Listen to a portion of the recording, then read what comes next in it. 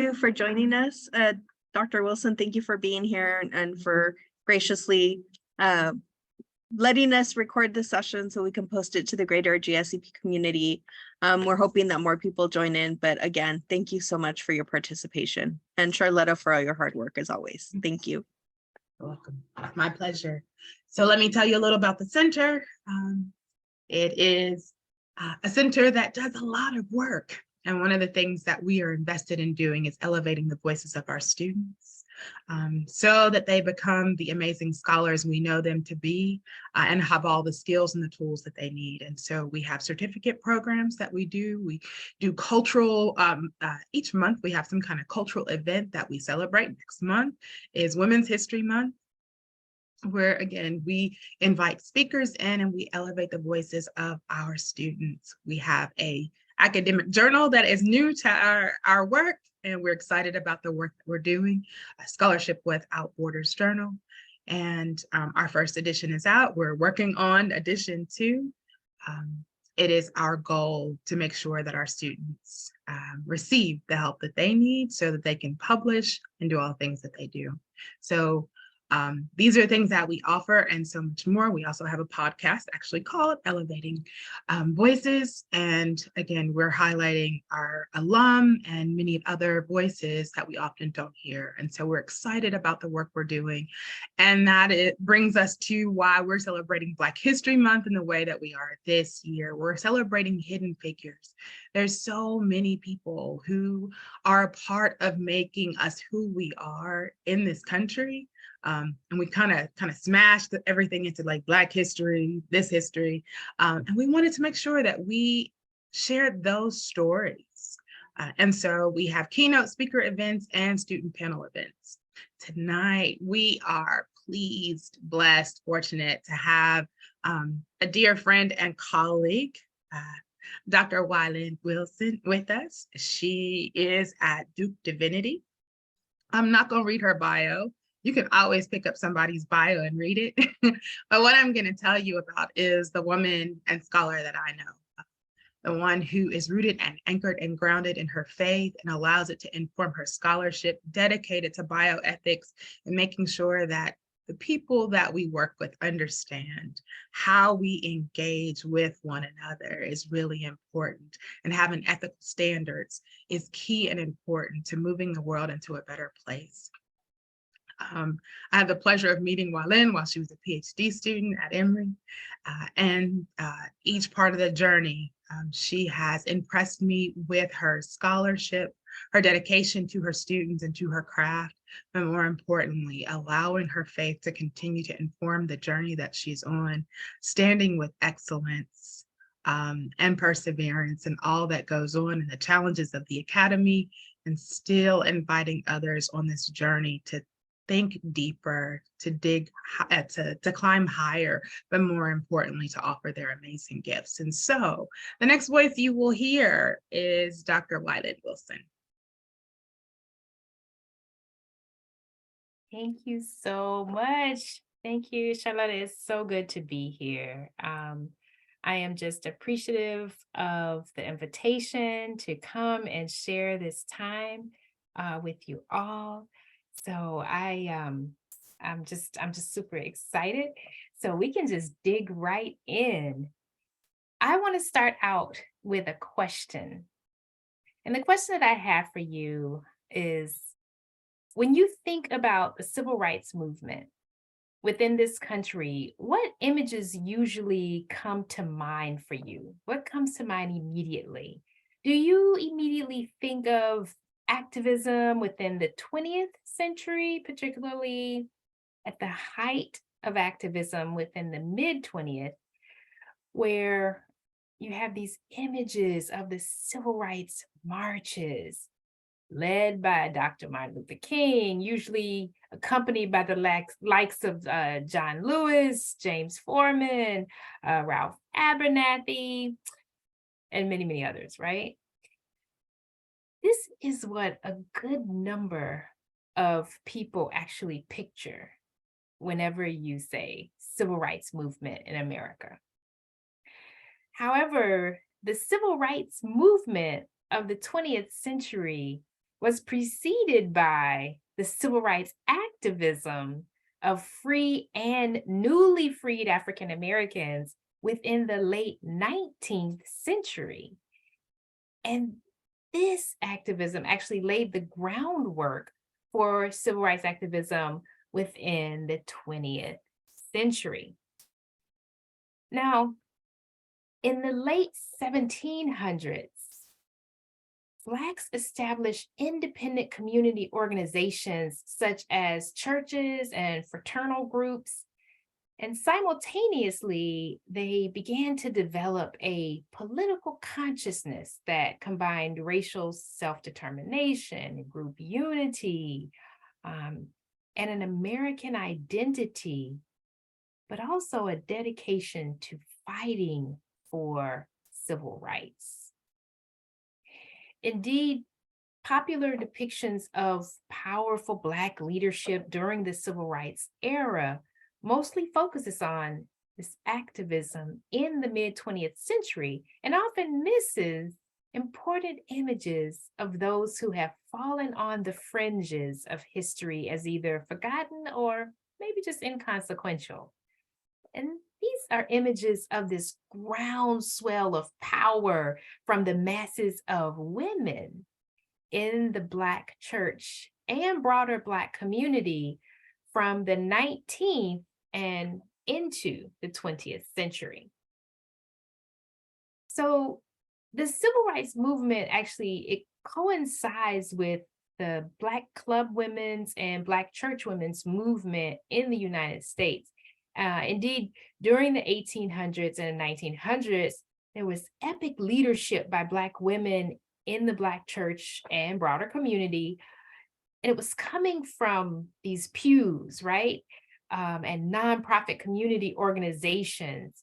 And these women had to navigate race, gender, and class on the front lines of this fight for social justice.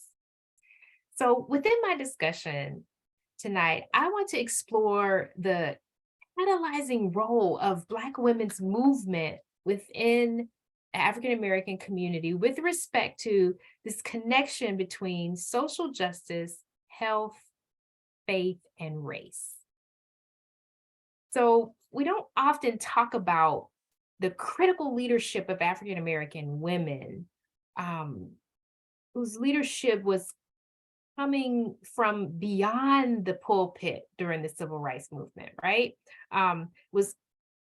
This pulpit was occupied by men, but today I want us to examine the power that came from women in the church pews and the grassroots community organizations outside of churches in the Black community. And so we're going to go behind the valiant male faces of courage and that are most commonly marked by this period. And we're going to focus on this upsurge of power from the masses of women in the Black church and community.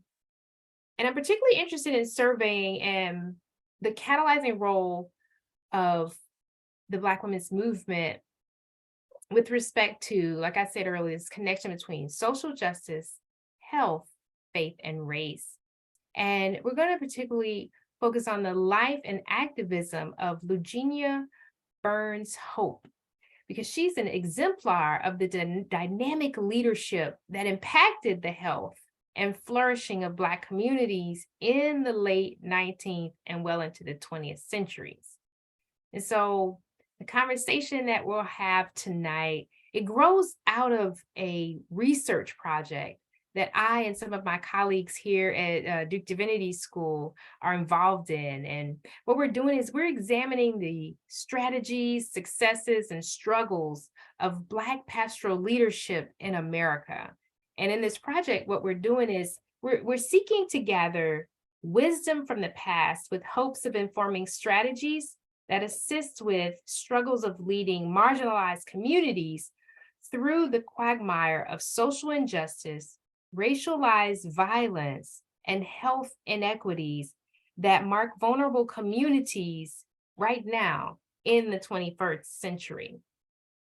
So the goal of this project is to strengthen capacities through discovering and designing and disseminating effective models of quality Black pastoral leadership through research, teaching, and convening.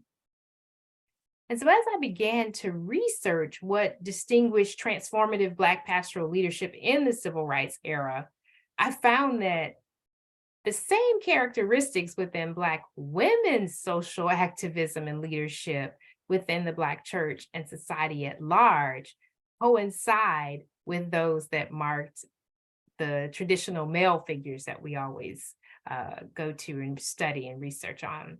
So the distinguishing characteristics of this transformative pastoral leadership include the ability to discern and articulate concerns and needs of followers, ability to define and set goals, formulating tactics and strategies for mobilization and action, providing clear ideological justification of action, and generating public sympathy and support, ability to control conflict, and to teach, educate, and train both followers and leaders. And so all of these are qualities that come to the fore when we recover the history of Black church women and club women during this period. In fact, historian Bernice Barnett argues that Black women had a history of their own, one which reflects their distinct concerns and values and roles that they have played as both African American and as women.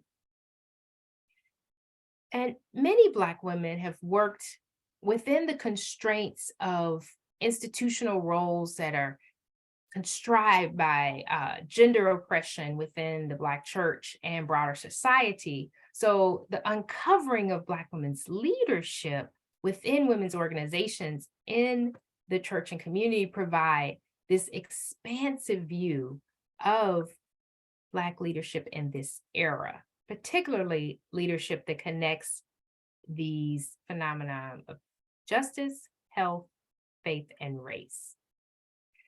So Black churches served as the base for organizing the civil rights movement in the South, particularly, and the national hospital desegregation component of this movement was no exception.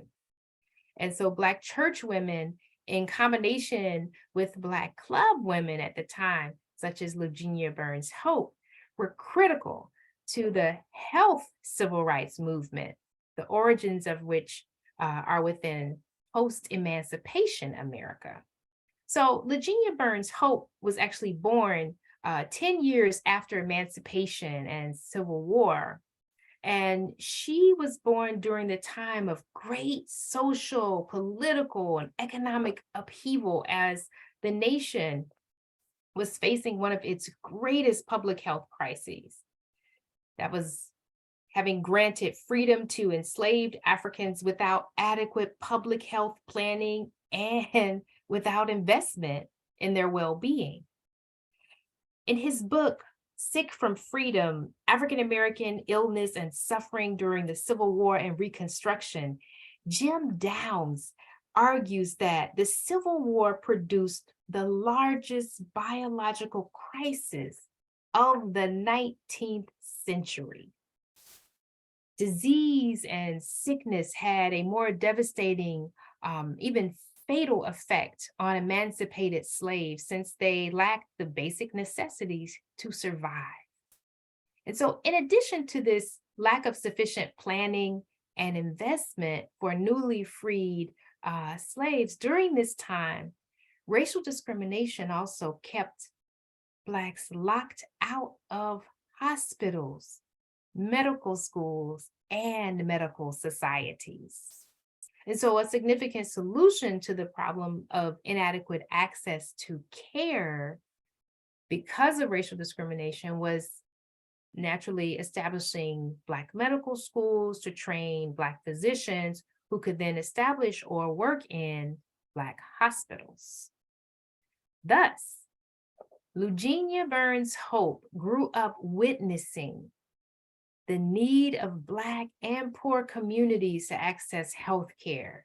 And her work in the Hull House settlement house, founded by Jane Addams, was key, because in the Hull House, she actually was able to do a lot of the kind of groundwork for her activism later, that was particularly in the Black community. Now, the settlement house had the purpose of meeting various needs of impoverished immigrants in the city of Chicago, and it was also to help them get integrated into society. And this model of a settlement house was what Lugenia Burns Hope used for her neighborhood union in Atlanta. And we'll get more into that. But this model of a settlement house, particularly that she got from the Hull House, it provided daycare, educational facilities, social clubs, recreational facilities for children. And Lugenia, of course, built on that for the neighborhood union and her own organizing, and offered even more, including healthcare services. But Lugenia, this neighborhood union in Atlanta was a similar model of offering care, offering welfare services, and public health provision for African Americans at the time. So the neighborhood union, it started after the death of one of her neighbors when she was in Atlanta, who had not been checked on for 3 days. She was dead for 3 days. And what Lugenia Burns Hope claimed was, she said, we're going to have the motto for our neighborhood union will be thy neighbor as thyself. She wanted it to be an organization that would be focused on this type of care and solidarity and relief, but also importantly, the health and well-being of community members. And so her marriage to John Hope, who would eventually become the president of Morehouse College in Atlanta, Georgia, led her south from Chicago, further south from Chicago to Atlanta, Georgia. And so she led this neighborhood union for 25 years. And historian Jacqueline Rouse contends that it is heralded as an international model for community building and race gender activism. This neighborhood union filled the gaps that were left by state, county, and city governments who neglected providing services for Black neighborhoods. And what she did was this union was divided into zones and districts, and then neighborhoods, in order to ascertain the cultural, medical, educational, recreational, social, religious, and economic needs of the city itself.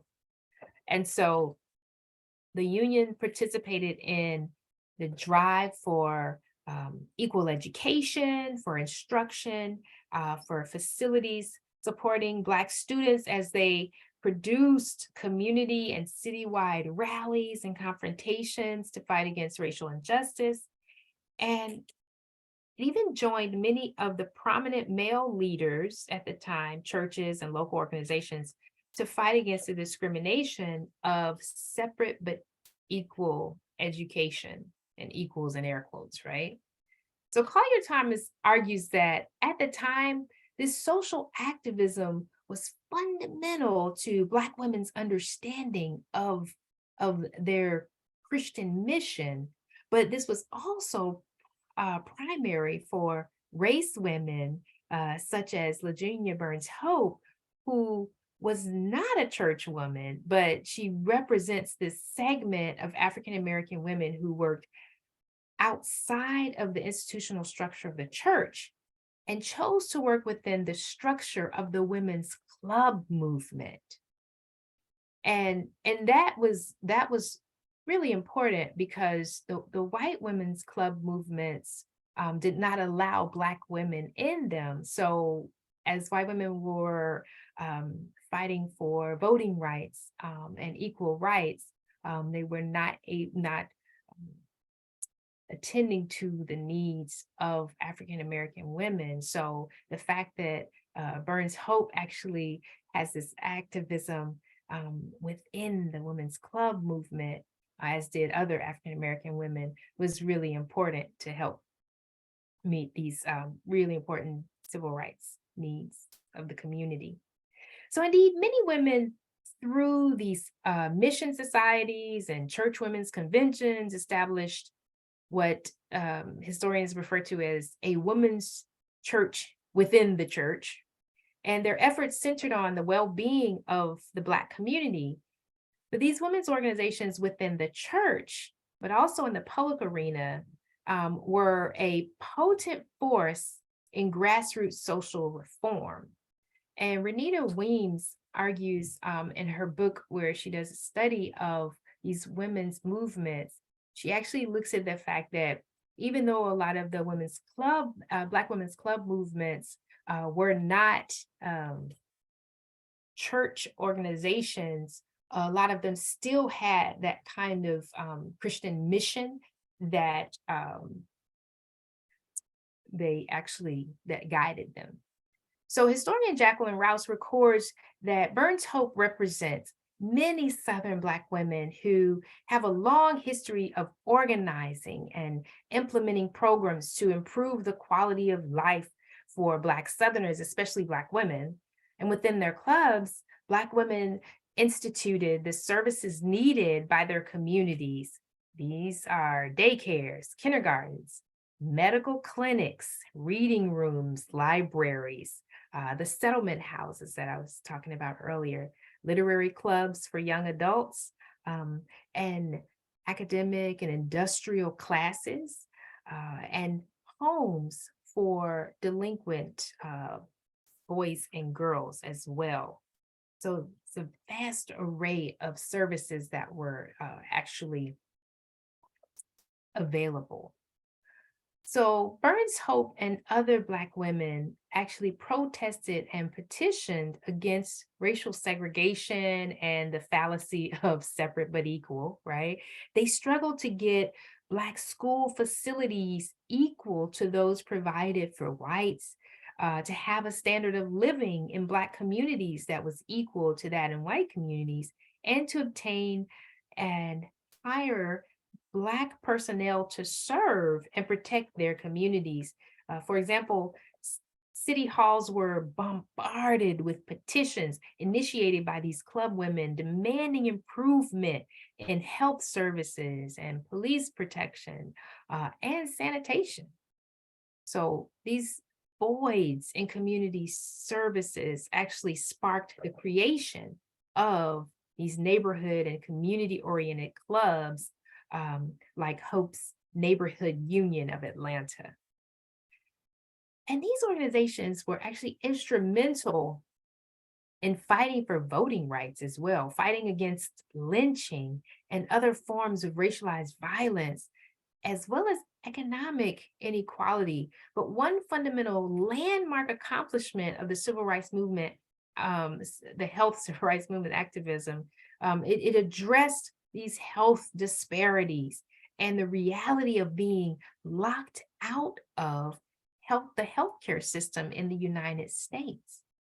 So after the passage of the landmark Brown versus Board of Education, which ruled that segregation in public educational facilities were unconstitutional, it would be another decade before segregation within healthcare facilities was ruled unconstitutional. And mind you, even with that ruling, there were still healthcare facilities that did not actually desegregate until 1970, even in the 70s. So the landmark case of Simpkins versus Moses H. Cone Memorial Hospital outlawed racial segregation within hospital staffing and wards. And this was just such an important event within the health civil rights movement in 1964. And so the health civil rights movement would never have forged ahead with the full steam that it did without the Black women's activism and these Black church women and Black club women. And so America's early history of racial segregation and discrimination has everything to do with the current health disparities and this long-held social acceptance of these disparities as normal. And so medical historian David B. Smith argues that the patterns of medical practice and its financing in the United States actually developed during the Jim Crow era. Thus, the healthcare system was established on the ideological justifications of entrenched race and class divisions in this nation. So before desegregation of hospitals, when the need arose to be seen by a physician, African Americans had few options available, actually. Either they could be admitted to a segregated Black ward within a white hospital, which sometimes was an allotment of a few beds, which would easily get overcrowded, right? Or within the basement, if available, of a white hospital. Or they could be admitted in a Black hospital, of which there were fewer, right, than the white hospitals, or suffer sickness and die due to lack of access for poor and for Black folks within the segregated, racially segregated healthcare system. So within the white hospitals, when the allocated beds for Blacks were full, individuals were actually turned away.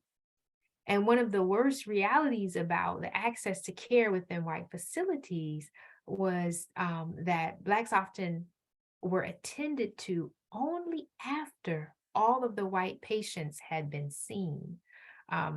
We even have there's a story that my father often relates to me about my actual grandfather, who was really ill. I mean, he had to be rushed to the doctor, and unfortunately, they didn't see, Black patients until after all the white patients were seen, and he was so ill, but they had him sit outside, and he waited and waited, and he waited all day, because as soon as another white patient came, that patient had to be seen. And so these realities, it's wild, but these realities are even within our lifetime, right?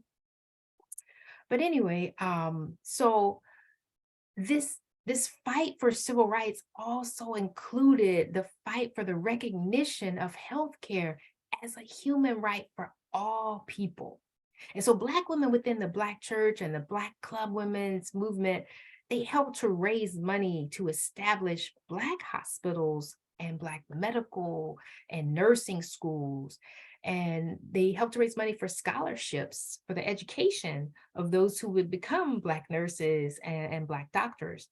And these Black women were literally at the helm of the health civil rights movement. And not only were they advocating for equal access to care, but they were instrumental in establishing these facilities that would not turn Black folks nor poor folks away from their doors, because even hospitals, some of the Black hospitals that were established had to see poor whites because they could not get served at white hospitals either. So Black hospitals were really significant within the history of our nation. So in addition to race and class having being of great significance for these Black women throughout American history, right? Dr. Rouse contends that by the beginning of the 20th century, it was considered appropriate for employers to prefer white over Black because their preference actually matched the white public's perception of its own intellectual and moral superiority at that time. So thus, this assumed inferiority of Black women translated economically into their higher concentration in low-paying, menial positions, their physical separation from white workers, even at the same place of employment, and as well as the large presence of Black women in the labor force at the time. So Southern Black women generally worked in agriculture and domestic service, much like the social hierarchical structure that was prior to emancipation. And so Black domestics generally had to live in white households. They had to work up to 14 hours a day for extremely low wages. And they were at times victims of sexual abuse, which forced them to choose between either sexual submission to the man of the house or absolute poverty for themselves and their families. And so for all of the good that was done by these Black church women and Black club women, we want to try to have a balanced view of history, right? Realistically looking at these organizations. And so we want to look at the criticism of these organizations. So they're often criticized for their politics of respectability. And this partly grew out of the belief that African Americans had to prove themselves worthy of equality, right? So many of the club women saw themselves as racial, moral, and female role models for the lower class women in the community. They had an understanding of their efforts of racial uplift to be an inherited mission from their foremothers, such as Maria Stewart and Harriet Tubman, Sojourner Truth, and other enslaved women who had a history of nurturing and bonding, and what we now call networking, right? And so the Black club women, such as Burns Hope, saw their tradition and heritage as demanding commitment, responsibility, accountability, authority, self-respect, self-sufficiency, racial pride, generosity, and solidarity, right? They understood that their task was to include teaching through written text, but also through living example. They were to teach refinement, culture, self-esteem, self-control, etiquette, morals, and high character in the Black community. So in effect, many of them saw their organizations as instruments for advancing the entire race. And so you see why this is a criticism, right? Because these women, they were not simply altruistic in their objectives. Educated Blacks of this early 20th century were extremely concerned about the serious limitations confronting them, limitations that were not lessened by wealth or education, right? So all Southern Blacks were barred from hotels, restaurants, parks, other public places. So these caste limitations hit everyone within the race, right? The middle class Blacks argued that discrimination was enforced because whites knew and associated only with the Black, and I quote, illiterate, ignorant, and criminal classes, end quote. And so they saw these lower classes as becoming representative of the race and blame them for the reason why whites did not want to actually associate with Blacks, right? So these members of the middle class believed that it was up to them to clean up this problem, to prove their mental and physical abilities and their readiness for equality. And so Black women assume this responsibility for proving also their morality. They were ladies, they insisted, not the negative stereotypes of hypersexualized, promiscuous, and undisciplined moral degenerates, which was the common view of Black women in the 19th and even into the 20th century. So like white reformers within the 18th and 19th centuries, these middle class club women believed that education would correct the race's weaknesses while simultaneously raising, and I quote this is not me, this is from these club women, raising the quote, ignorant above animal passion morality, end quote. Okay, so like their white counterparts, they believe that moral improvement in the lower classes would actually generate both self-respect and respect from others. And they thought that when whites became cognizant of African Americans' advancement, then caste would disappear, right? And so this was a common belief at the time. Thus, these Black club women carried the virtues of the Victorian America, right, to the masses. They conducted cleanup campaigns to rid their communities of prostitutes, which they said were corrupting the younger girls in the community. And the emphasis was on intra-racial, social, moral, and economic improvements. And it reflected a general trend in Black thought during the early years of the 19th century. So to combat the racial and gender stereotypes, as well as reaching for the goal of equality that made racial uplift an utmost priority. However, Black women were no less committed to women's rights broadly than were white women at the time, because the white women's movement didn't provide a forum for the grievances of Black women. The Black women's club women and church women, they recognized the necessity of actually eliminating racism before they would have an equal voice in the women's movement. At least that's what the belief was, right? And so Black women also differed from their white counterparts in that they didn't define feminism as a response solely to Black male exploitation, because the Black men were not held exclusively accountable for sexual discrimination practiced against Black women, but also by whites of both sexes.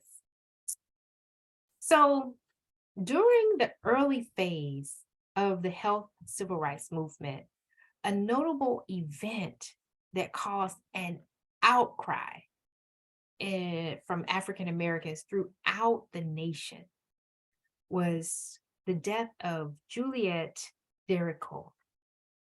This was in 1931 after a car accident. She was the dean of women at Fisk University, and she was on her way to Dalton, Georgia with a student. When they got in a car accident, she was thrown from the car. And as a result, she received head trauma and she needed immediate medical attention. However, the color line in the hospital care was absolutely too rigid that even medical emergencies could not budget, right? Could not bend it at all. So the nearest hospital was George W. Hamilton Hospital in Dalton, and they denied treatment to Black patients. And so, of course, time is ticking, right? But Juliet, her life was in grave danger. And so she was then taken to a white physician's office and then moved to the home of a Black woman who did not have medical or nursing training. She was just known to be one who took in Blacks who were turned away from white facilities, white medical facilities. So later, Juliet was transported back to the ward of a hospital that was over 50 miles away. And I don't have to tell you how the story tragically ends. She does die. And so that was a significant catalyst within the health civil rights movement. So tragically, in segregated America, this delayed or denied medical treatment was not uncommon.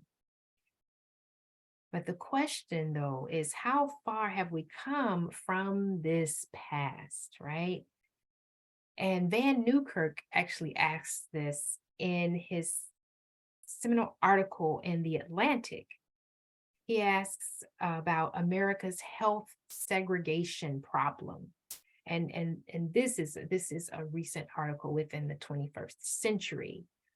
And he asked the question of whether America has actually done enough to overcome its Jim Crow healthcare history. And as he recounts the legacy of Jim Crow in education and housing and criminal justice systems, Newkirk points out that we have neglected to discuss similar segregation within healthcare that continues to exist, thereby leaving us with this incomplete narrative of America's racialized history. And he says that even though there have been gains in civil rights, African Americans have found that the change in the Jim Crow era healthcare system has moved at this glacial pace. Being separate meant being unequal in understaffed and resource-poor healthcare facilities that served African American populations.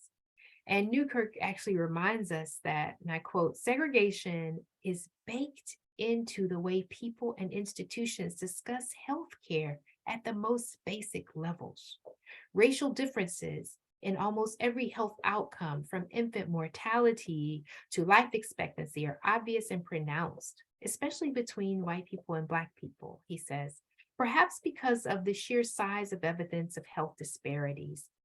All sides of health policy debates acknowledge their existence, a consensus that has yet to be achieved in debates about education and criminal justice, end quote. So Newkirk actually maintains that even though we're able to measure gains in education and housing as a result of integration, he says there's no real high water mark for the state of healthcare integration. So during this era of racial segregation, where there were rampant complications and deaths from this coalescence of poverty and inadequate housing and exclusion from mainstream healthcare and public health systems in the United States. And this was back in the late 19th, early 20th century. An African-American undertaker, having buried tens of thousands of Black people because of racial discrimination and actually the preferential option that ill health and disease has for the poor, right? Just because of lack of access to healthcare. This undertaker stated that, quote, "You have no idea of how many people are dying from the lack of sympathy," end quote.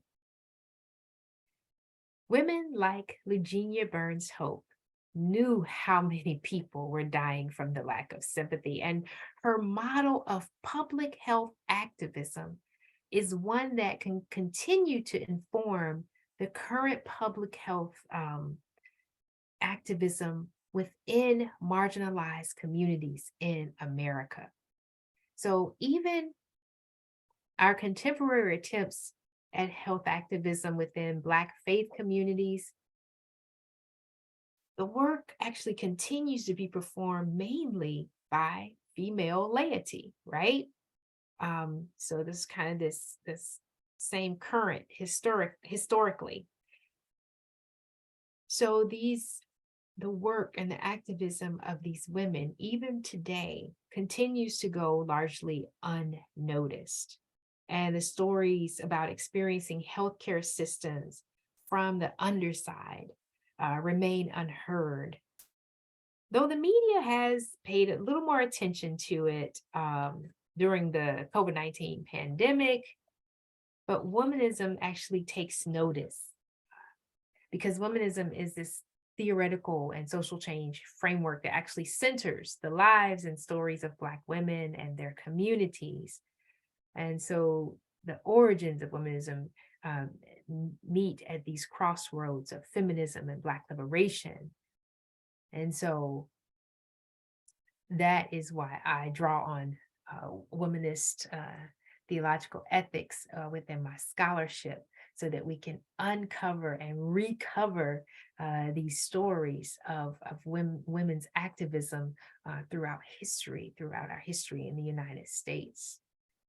So the civil rights movement in the late 19th century America was a perilous time of reckoning as the nation reeled from social and economic and political upheaval on the heels of the Civil War. But America is currently experiencing another historical pivot that will dictate whether our human flourishing will become this widespread reality, or whether it will be an ephemeral illusion for those on the underside of history. So during such grave historical moments that we actually even find ourselves in now, regarding healthcare for marginalized populations, the economic and social systems, we face the threat of exacerbation of poor health status, as well as further economic and isolation for vulnerable populations. So these moments, like the ones we're in now, actually call for these models of leadership that address public health, justice, and recalcitrant racism in our nation. So the legacy of public health activism of Black women, through whose lives and social action we witness the interconnection between justice, health, faith, and race, is a solid foundation for us to build upon. That's why I locate the leadership of Lugenia Burns Hope within this critical tradition of Black club women and Black church women who exemplify a type of powerful Black leadership from this groundswell of power within the masses of women in the Black church and Black community who have literally fallen on the fringes of history. So it's my hope that we will learn from and build upon the legacy of care, solidarity, and hope that these women have bequeathed us. Thank you.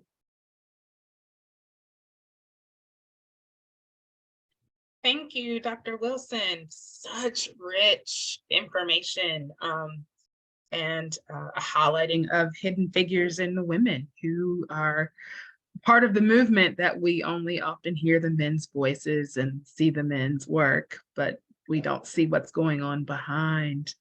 So we're going to open up the floor for some questions. Do we have questions for Dr. Wilson?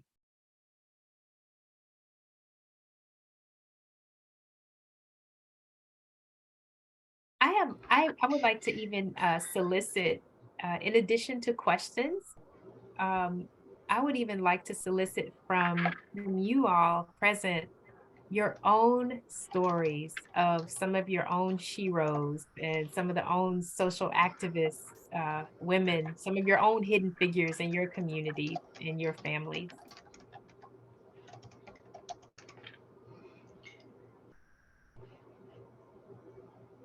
I just wanted to say thank you, Dr. Wilson. I do have to drop for I have a hard stop like right now for a work meeting, but this was fantastic. Thank you so much. Oh, thank you for being here. Okay, bye-bye. Take care.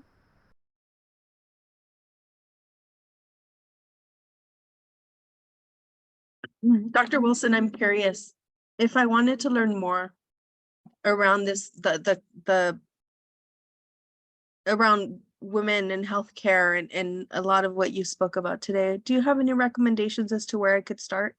obviously revisiting this recording once it's done, but beyond that. So Vanessa Gamble, she does a lovely job of oh my gosh, it's a place to call our own, and she's looking at the Black hospital movement. Darlene Clark Hines, actually, she has actually 2 books. So one of her books, I think it's something about, I think it's white coats, Black women in white coats, but there's another book where she actually even does some of the history of Black women activists and public health activism as well. Oh, there was another one that I had right on the tip of my tongue. Send Us a Woman Doctor. It's another book, and it actually it's a compilation of chapters written by different authors. And Darlene Clark Hines has a wonderful chapter in there where she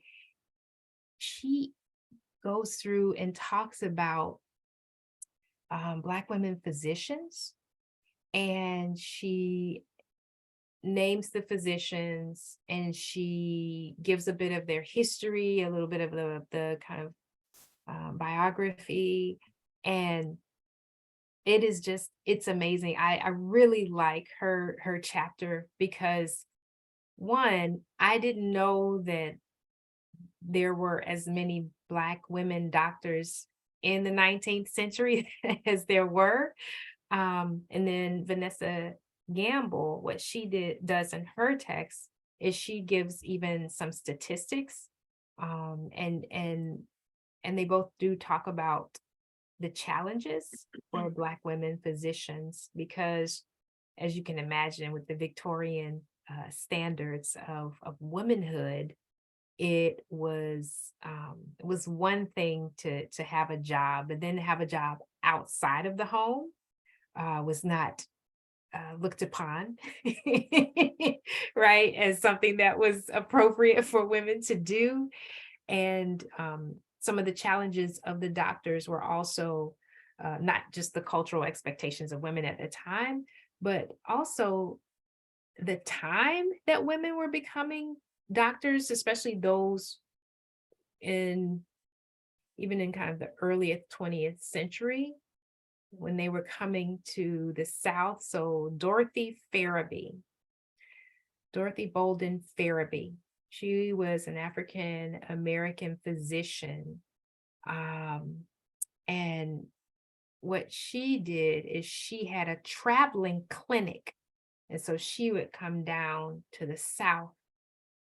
And it was actually dangerous because the whites in the South thought that she was coming as an agitator to get African Americans to vote and to fight for workers' rights and all of that. And so it's just fascinating to read the stories of these pioneering Black women physicians, just to see what they had to put up with, and just trying to care for people is enough, right?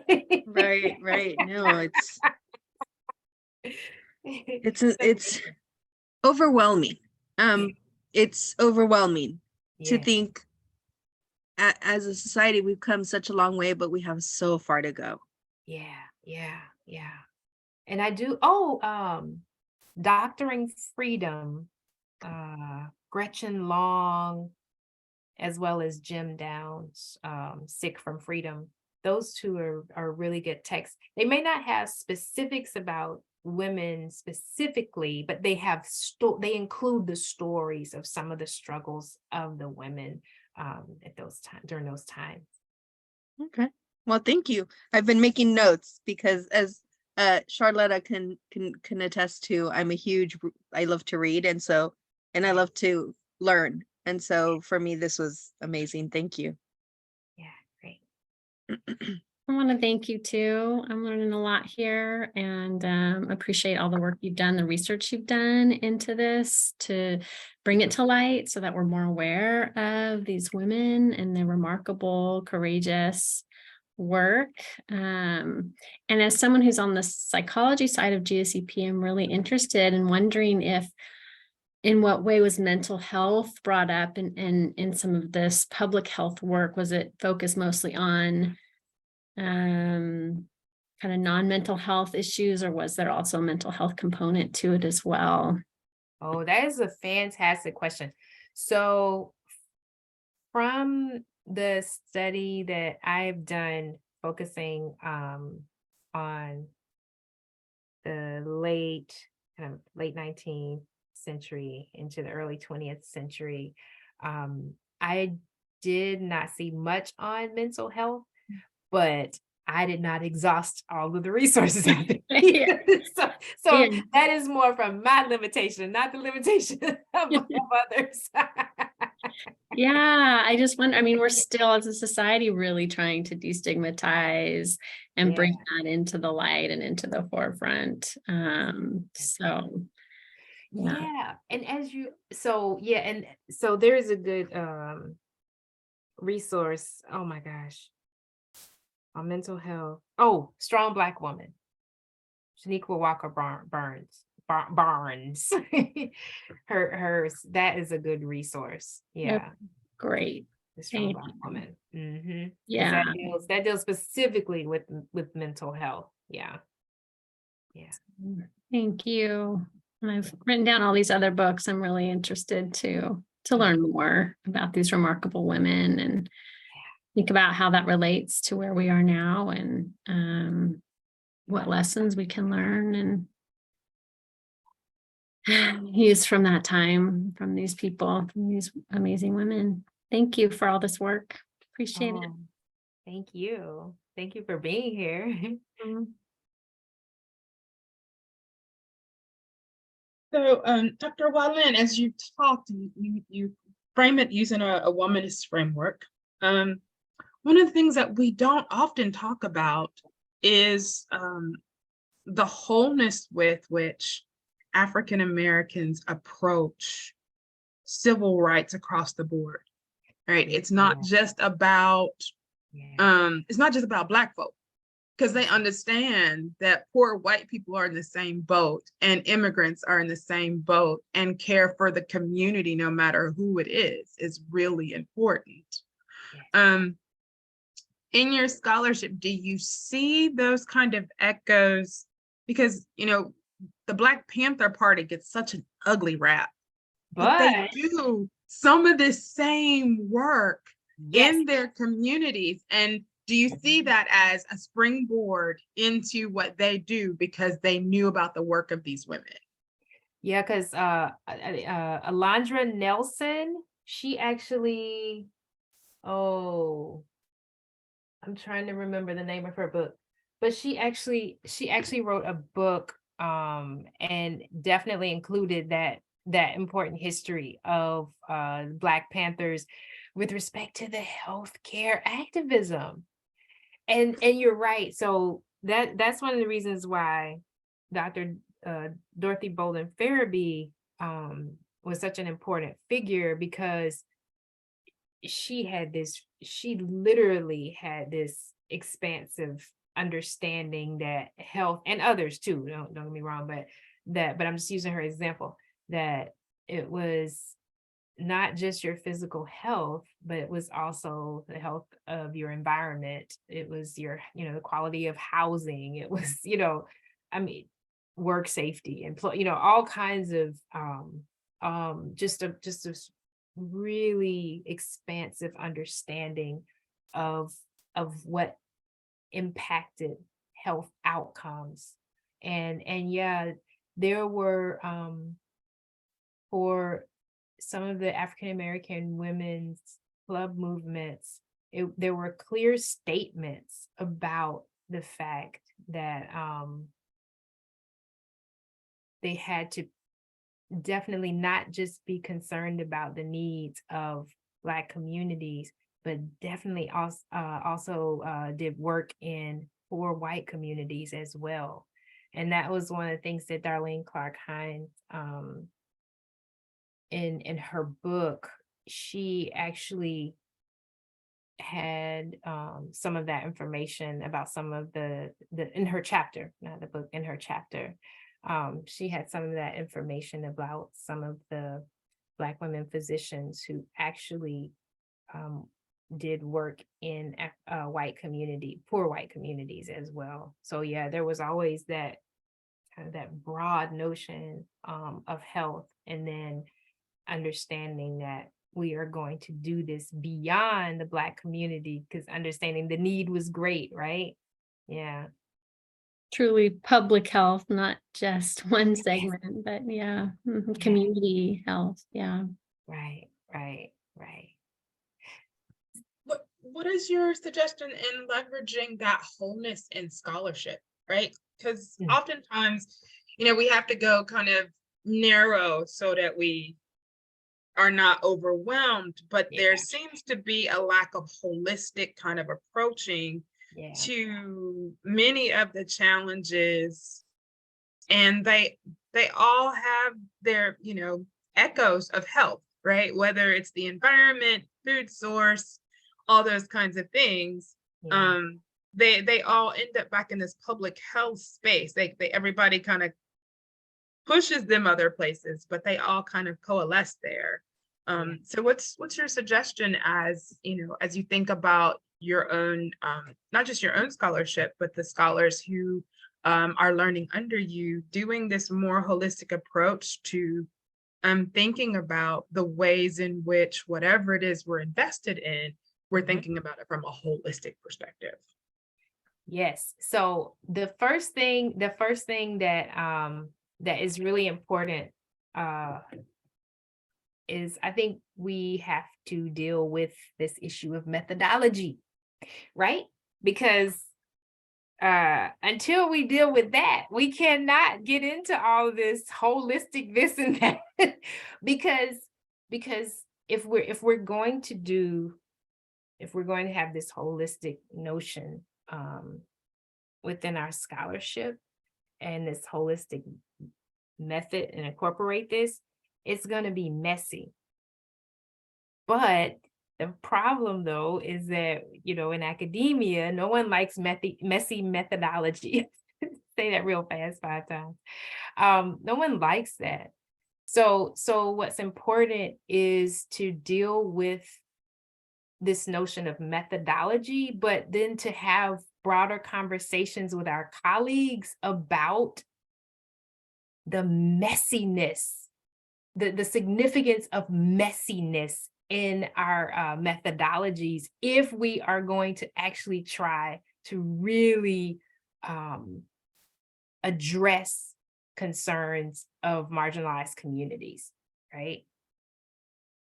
And so I've started some conversations with some of my my colleagues about the messiness of bioethics, a methodology for bioethics, if it's going to actually attend to social justice. And that's a big issue, right? Because that includes, I mean, that's a whole field, and that's not going to change overnight. But maybe we can push the needle in our work, right? So for me, I'm working on a womanist critique of bioethics. So it is more holistic, and I am incorporating things like environment, right? Spirituality and all that. So I'm being bold, and I am, doing the work that is important. And my hope is to keep having these conversations. And even as I'm writing my book, I'm saying, look, this book is to start a conversation. And I'm hoping that others enter this conversation and carry it forth.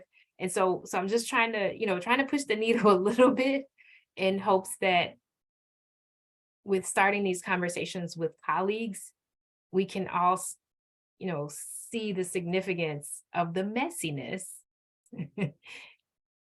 and get comfortable being uncomfortable, right? Because that's the whole thing about methodology. We're just not comfortable when methodology doesn't look like it's supposed to. Maybe there's a new method that we need to actually kind of address that space. I mean, the human world is not black and white. Nope. And as we think about methodology, it's had to shift and change. I Right. mean, we still have these very European models that don't take into consideration culture and how that influences and shifts and the ebb and flow of how that works. Yes. So really, sometimes our methodology still keeps us hemmed in Right. the spaces that we're seeking to break out of and find new ways of engaging, being, and learning. Because I don't think we leverage the learning when we dismiss that sometimes our methodology stands in the way of us understanding the cultural dynamic. Yeah. It stands in the way of us. So it can also stand in the way of us, even like we can't even attend to certain things, right? Right. Like we can't even bring it into the conversation. Right. You know. Yeah. Yeah. Okay. No, that's fair. So again, we've been leveraging these hidden figures, and you've highlighted a number tonight. And as we go forward, because while we celebrate Black history for the greater population, we're Black 365, right? Yeah. And much of the work of these hidden figures, whether we know it or not, shape and mold how we engage in the world, right? Like the reason why, healthcare is important in the Black community in the way it is because, the reason why there are these clinics that we have and these other spaces of, moving towards some kind of free healthcare and free clinics in the communities, because Black people insisted upon striving to make that available, not just for them, but for people in the community. Yeah. And so what are your thoughts now as we continue to move into the space of chaos that we're living in, and the way in which these hidden figures inform, because there's a political piece that you kind of bridged but didn't go deep in, but there is a political space where these women leveraged policy. Right. And the ways in which we begin doing that as well. Like you've got to have the whole spectrum. Yeah. So what are your thoughts on that? Yeah.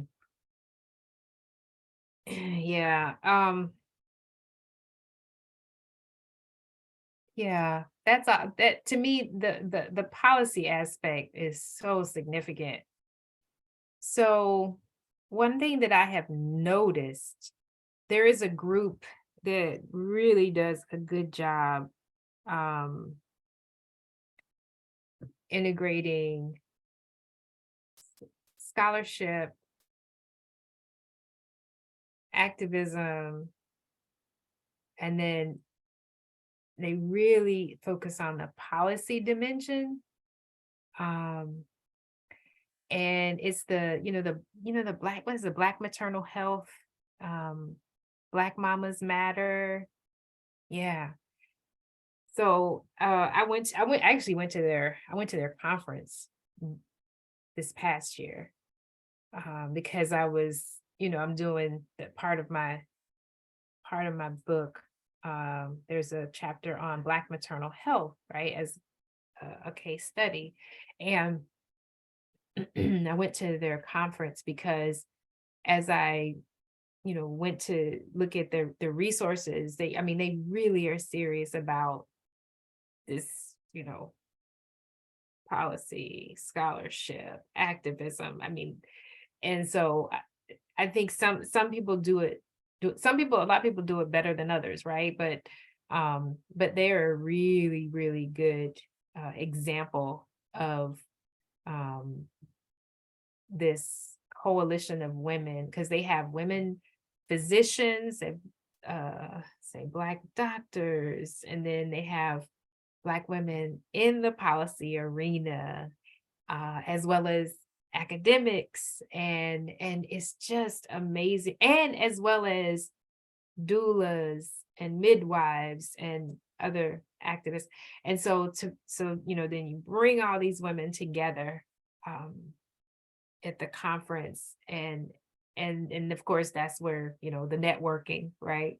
And so that's where these really important kinds of conversations happen. And so for me, that's a model. A good model is the way they are doing it, because they're putting all the people, they're getting all the folk at the table who need to be at the table, the folk in policy, the folk who are in the clinicians, and the folk who are on the ground doing the work. And those are, I think, very hard spaces. Another, goes back to the whole messy methodology, right? It's very hard to bring folks together from these different sectors, because first of all, sometimes people speak different languages, right? People have different goals and different things that are important to them, and whatnot. But I think it's absolutely worth it to start getting people at a table and having these conversations, particularly with folks who aren't normally at the table or represented at the table. So I think that's oh gosh, it's so important, and it's worth the growing pains, right? I think that's the hard piece.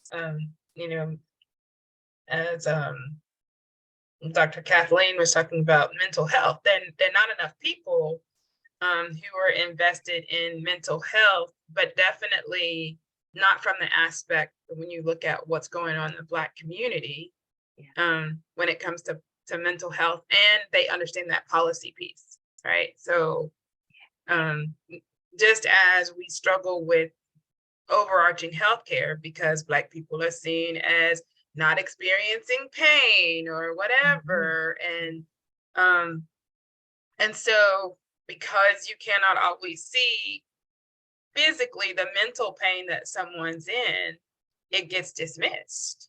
And then the policy is really lagging behind because mental health has been criminalized in this country, and so many of those folks who just desperately need care, are put in jail, or they end up dead because they don't understand that there's something going on that has nothing to do with how they're expressing physically. And so again, it's that whole notion of not being holistic in our approach to even dealing with human beings, and all the facets that make us who we are and how we show up in the world, because we are narrowly focused. Yes, that's right. And I realize that there has to be some narrow focus, but I think I wrestle with it, and as I was listening to you, I just wrestle with this whole notion that we've strived to stuff human beings into a scientific method, right? And it, it's step 1, step 2, step 3, step 4. This is how this works, and it doesn't work that way. And when it doesn't work that way, we don't know how to shift or pivot, because we don't have a model. Actually, we do have a model, we don't use it. Right. We have models, but we don't use them. Yeah. And I'm wondering how we begin to bridge that gap in the academy with bridging those spaces of holistic medicine models, where they're looking for the we need to see what the genesis of this is, but we realize that we can't just look in this one place. There are all these other pieces. Oh yeah. And how that becomes an important conversation in the scholarship space, as we seek to move forward and creating I think a healthier outcome as we think about not just our scholarship, but our practice. Mm-hmm. And helping a younger generation actually attend to the struggles that are there as opposed to just researching them. Yeah. Yeah. No, that's right. It came back to mind. Okay.